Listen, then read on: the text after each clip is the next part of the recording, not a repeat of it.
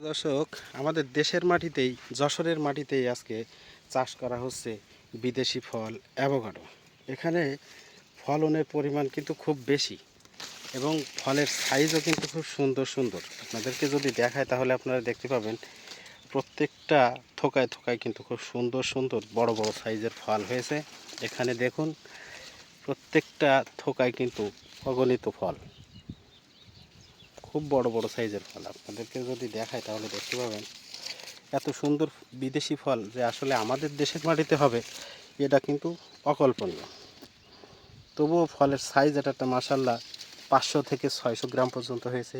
এখনও পরিপূর্ণ বয়স না হওয়ার কারণে ফলের সাইজ এখনও ছোট আছে, তারপরও একটা ফল কমপক্ষে 500 থেকে 600 গ্রাম। এই যে দেখুন, আপনাদেরকে যদি দেখাই স্পষ্টভাবে আপনারা দেখতে পাবেন অ্যাভোকাডো বিদেশি জাতের ফল এখন আমাদের যশোরে দেশের মাটিতে। এই যে দেখুন কত বড় বড় সাইজের ফল আমাদের দেশের মাটিতে।